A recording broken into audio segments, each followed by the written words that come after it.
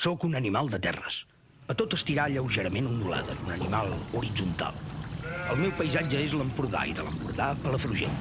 Més enllà de Palafrugell hi ha un primer cercle dins del qual, si dieu un home o una dona, bon dia, avui fa bon temps, us responen, bon dia, sí, sembla que fa bon temps. I això és agradable. Passats, però, aquests lligams essencials, tot és per mi completament igual. Com era en Pla, home, jo ho vaig conèixer de petit, i després ho vaig anar coneixent fins que va ser gran, no? Fins que es va morir, diguem-ho així. Pla, des de luego, sens dubte, un personatge. I un gran putero, això sí. Sí, ara un personatge, sens dubte, i un senyor, venia de casa de senyors, el seu germà igual, tota la família Pla, i ell era, què t'hi diria, una mica ronyós, era un home bastant jueu. Sempre havia tingut xòfers, en aquell temps que anava en tartana, però no havia pagat mai cap. O sigui, en Salvi Bustero, després va tenir com a l'època dels cotxes en Quintà, després el Martinell, que és el pintor, o sigui, una sèrie de gent, però ell sempre de senyor i barat. Ara amb una gran classe i una gran, sí, també, diguem, humanitat. Jo l'estimava molt.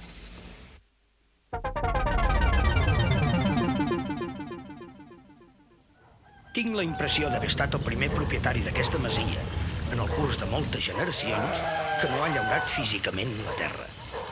El pas per aquests camps d'una infinitat de pagesos obscurs ha donat com a resultat la presència d'un home, en aquest cas jo, que no solament no serveix per a res precís, sinó que pateix totes les penes del món quan ha d'escriure una d'aquestes coses absurdes anomenades una gazetilla. El resultat no és pas gaire important, em sembla.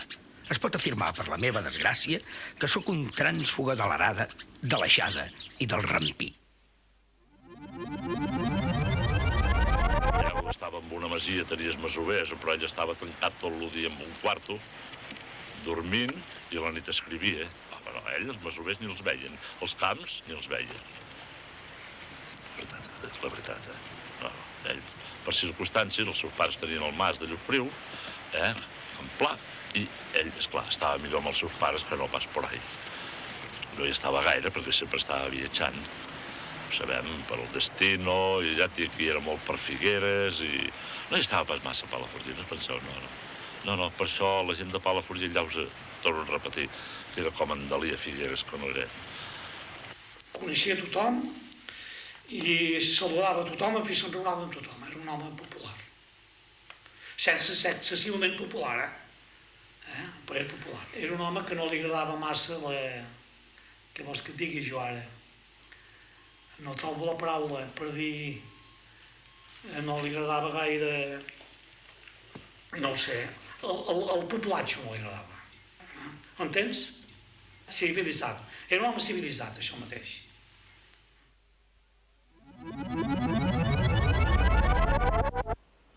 Plou. De llit estant sento caure l'aigua mansament a terra, sobre els teulats de les cases veïnes.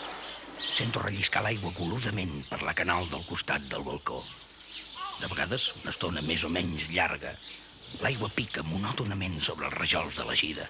La pluja m'encanta. M'agrada l'ambient de pluja. I a més m'agrada perquè sóc un petit propietari rural.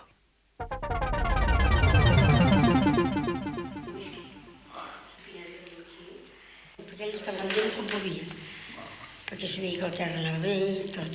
Ell estava content com deia que els sembrats creixien. Sortia a la finestra i deia, ara van creixent, però encara hauria de ploure més, deia. Sí, era terrible.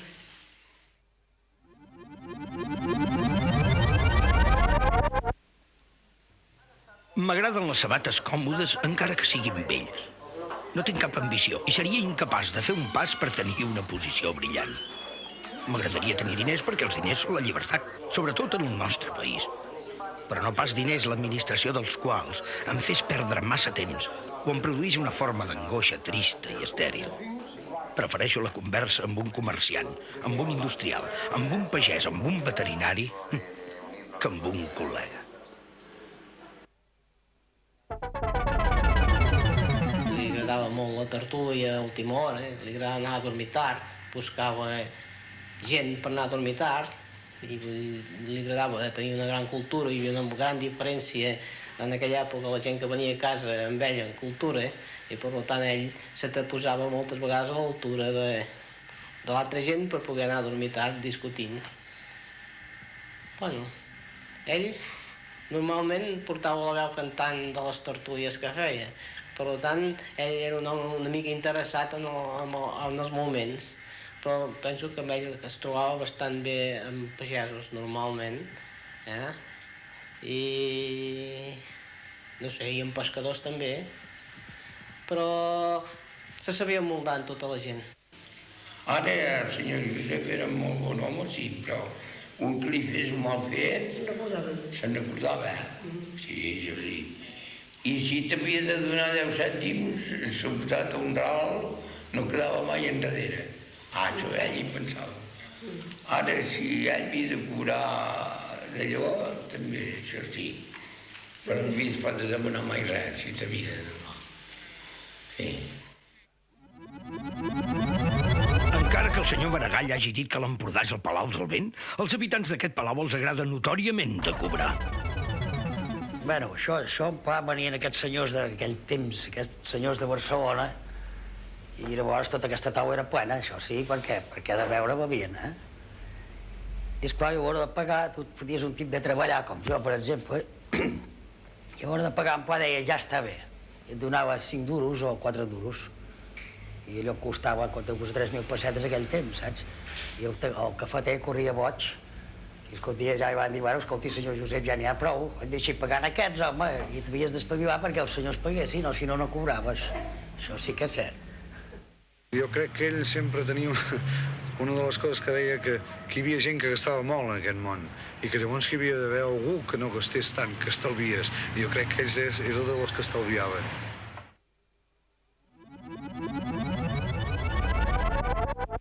Em consideren un home voleiadís i fugisser, superficial, enigmàtic, insegur i arríbol. D'ací ha sortit la teoria de la meva frivolitat cínica. Altres es malfien de mi. No arribo a inspirar confiança a la gent. Em consideren un home doble o triple, d'una discreció absolutament relativa.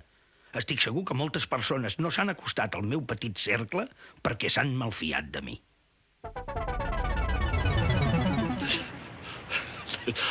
Bueno, sí, l'he conegut. En dues facetes.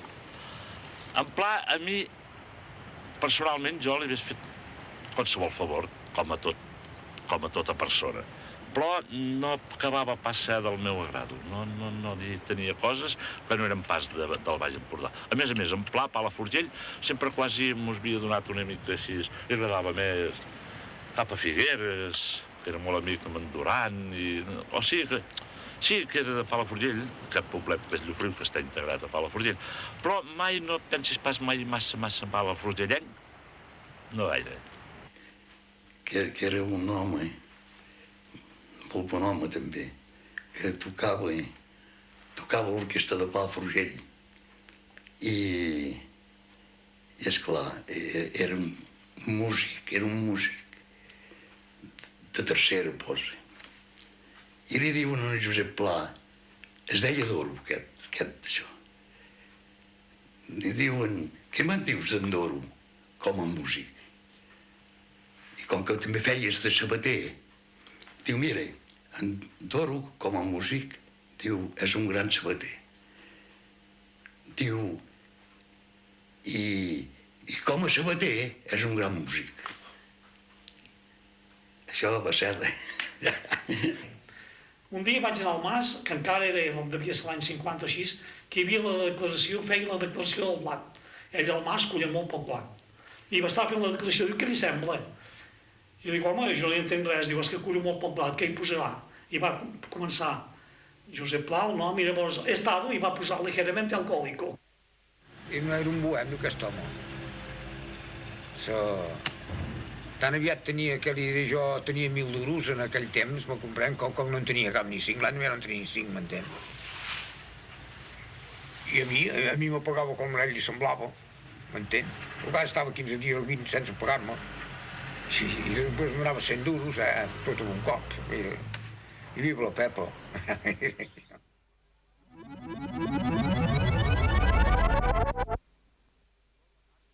Amb això, Lola Fargas passa per plaça vestida d'hivern. Em sembla una pura meravella. Sembla impossible que les dones, generalment deformes i horribles, puguin donar creacions com aquestes, concretes i precises. Quin vell som.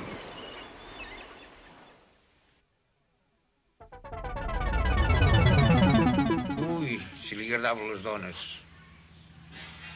De vegades no en tenia prou amb una que anava amb dues, se'n portava dues. És veritat, això, Jo també feia el que podia com anava amb ell, ja li diré jo. Era un gran senyor, o les senyores, diguem-ho així, aquestes de tertúlia fina, de cafè, esclar, sempre tenia el vici que com hi veies mà per sota tocava una cuixa o un jonell. I després les altres, com ja sortíem en Salvi Bustero o sigui, com ja era massa tard, llavors anava a la casa de les senyores d'aquell temps, no? 21 pessetes, etc, però sempre havia tingut una querida. En va tenir dos amors fixos, Un de jove i l'altre que li va durar fins que es va morir, que era l'Aurora, que estava a Buenos Aires. Havia viscut amb ella a l'Escala, però el seu gran amor va ser l'Aurora. Era un home solitari, però de la soledat organitzava. S'organitzava la soledat, ell amb el seu ambient, i era un home solitari. Ara que misogen no era. Una mica, però no era misogen.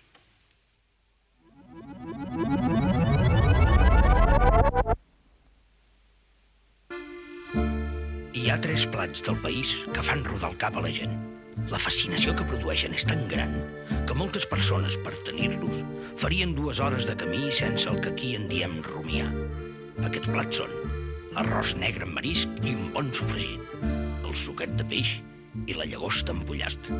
Nosaltres mateixos, el grup dels meus amics, concedim a aquestes coses una considerable importància. Si per la raó que fos ens veiéssim obligats a prescindir del ressopó que la Marieta ens serveix a la matinada, trobaríem que la vida apenes té sentit, que és absurda i amarga.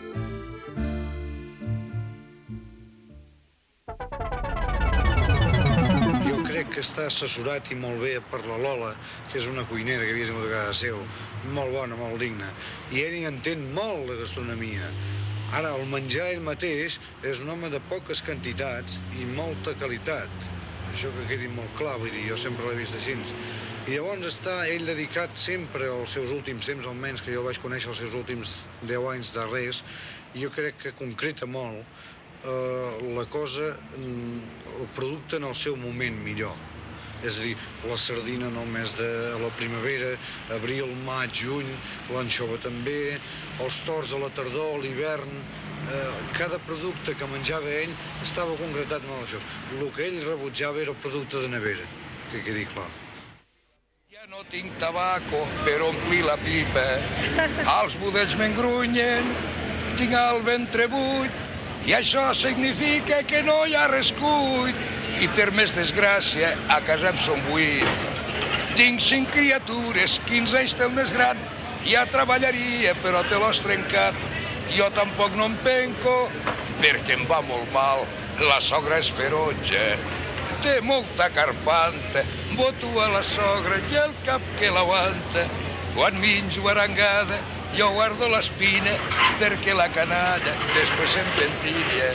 Surto a comprar cebes i agafo el cenacho i al cap de mitja hora ja torno borratxo, que en un par de litros jo ja m'empapatxo. Quan a prop de casa maten un capó, los de casa nostra supen pa amb l'olor. Venen els misteris de dolor després de l'amo de casa cobra el lloguer. Mai fem bullir l'olla i mai mengem calent. I al crit de Tiberi, bojos mos tornem. I al crit de Tiberi, bojos mos tornem. Carinyo?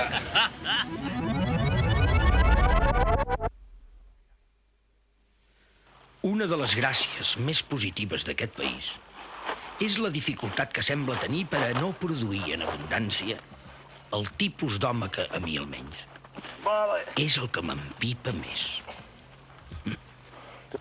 L'home que m'empipa més és el que parla escoltant-se, el que es mira les puntes de les sabates quan camina, El que es fa dringar els duros i les claus a la butxaca dels pantalons amb un posat de fatxenderia.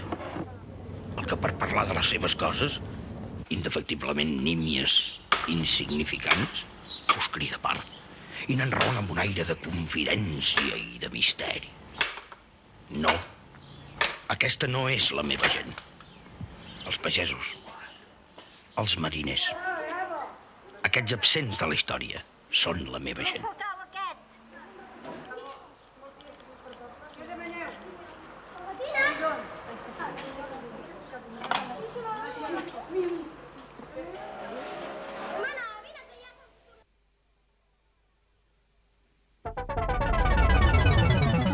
Veníem d'Itàlia.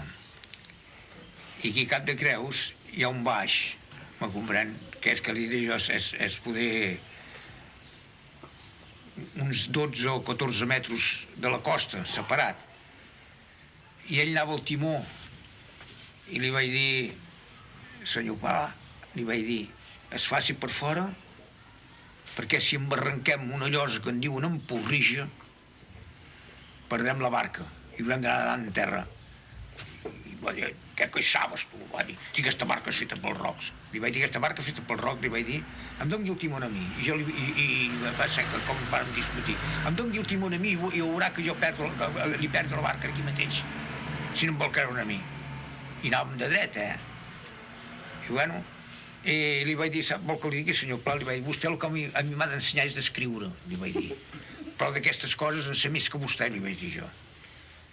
I el vespre em va donar una satisfacció. Em va dir, noi, tenies molta raó, perquè de vegades es tornava una mica nerviós, i no li anava gaire bé tot. Perquè, mireu, jo no sé multiplicar. A l'edat que havia d'anar a l'estudi era 16 anys i vaig arribar a 22 anys, o sigui que no sé ni multiplicar. Ara, és molt maco sobre la marxa que te vagin vinguent les coses, perquè aquells homes que repeteixen el que han llegit no els hi donen cap importància. Com aquells homes que diuen que són tan savis, que han llegit tant, no els hi donen cap importància. Jo m'agrada més aquell home analfabet o mig analfabet quan soc jo i sobre la marxa que et vagin vinguent les coses. Perquè repetir el que ha escrit un altre no té cap importància. I va venir un senyor aquell temps del franquisme, no? Un brigada nou, un gras. Va venir l'Esport Bar, que és allà on se reunia tothom, no? I va dir, home, tinc de conèixer el metge, el farmacèutic, la gent de Cupo. I va venir i diu, Tomàs, me presentaries? I llavors jo ja era més grandet, ja me'n cuidava del bar. Diu, el farmacèutic, el senyor Mates, que van parlar molt bé d'ell. I dic, sí, hombre, no hi ha problema. I bueno, diu, senyor Mates, i dic, miri, el senyor Mates ha vingut a brigada nou, que vol conèixer, el presento. I llavors, hi ha brigada, es coneixen tots dos, això i allò, i parlant amb el senyor Mates, i diu, escolti, vostè ja sé que cada any va a París, cada any fa això perquè era impecable, era un gran senyor, no?, un farmacèutic, i encara es feia les coses amb el morter. Y aquel ignorante dijo, hombre, usted que me han hablado también de usted, a lo mejor sabe un remedio per mi cabeza, perquè me cae el peu. Vas dir, va, vingui aquest vespre i el Tomàs li donarà una ampolla i se'l freti. I ja està. I es veu que en Mates es va equivocar de cosa, de morter, de proporcions, i l'endemà va haver brigada, a l'hora de l'aperitiu, amb el tricornio sota el braç i un cap botit així. Com ho vaig veure entrar, vaig dir, ai, ai, ai. I diu Tomàs, diu, ¿dónde está este criminal? Este pueblo, digo, es un pueblo, mujeres que se entienden con mujeres, hombres con hombres, contrabandistas, extrapervistas. Digo, bueno, esto pido traslado rápido porque es peor que Shanghái.